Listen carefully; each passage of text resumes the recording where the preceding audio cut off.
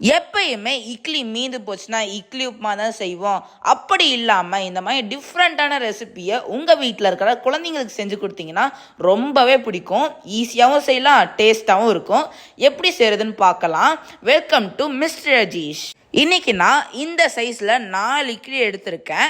இதுலேருந்து ஒரு இட்லி எடுத்து 3ஆக கட் பண்ணிக்கலாம். திருப்பி அதையுமே 3ஆக கட் பண்ணி இந்த மாதிரி எடுத்து வச்சுக்கோங்க.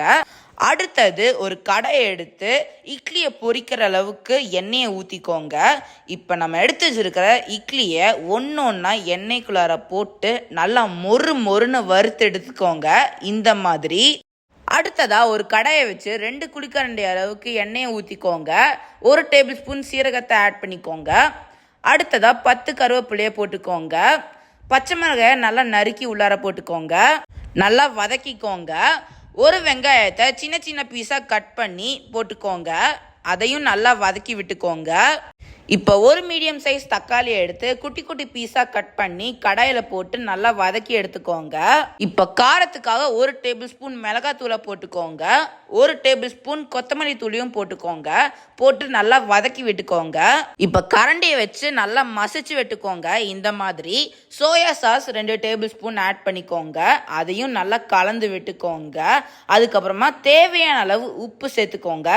பார்த்து சேர்த்துக்கோங்க, ஏன்னா சோயா சாஸ்லேயும் உப்பு இருக்கும். இப்போ கிரேவியை இந்த கன்சிஸ்டன்சியில் ரெடி பண்ணி எடுத்துக்கோங்க. இப்போ நம்ம ஃப்ரை பண்ணி வச்சுருக்கிற இட்லியை கொஞ்சம் கொஞ்சமாக கடாயில் போட்டு 2 மினிட்ஸ் நல்லா வதக்கி விட்டுக்கோங்க. கடைசியாக கொத்தமல்லி இலைகளை மேலே அப்படியே தூவி விட்டுக்கோங்க. அவ்வளோதான், டேஸ்டியான இட்லி மஞ்சூரியன் நமக்கு ரெடி ஆயிடுச்சு. இப்போ சுவையான இட்லி மஞ்சூரியன் ரெடி ஆயிடுச்சு. இப்போ வாங்க டேஸ்ட் பண்ணி பார்க்கலாம் எப்படி இருக்குன்னு.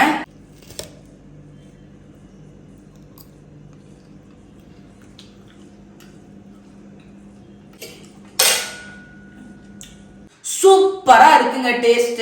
லெஃப்ட் ஓவர் இட்லியை வச்சு 5 ஸ்டார் ஹோட்டல் ரெசிபியை நீங்களும் வீட்லயே செய்யலாங்க.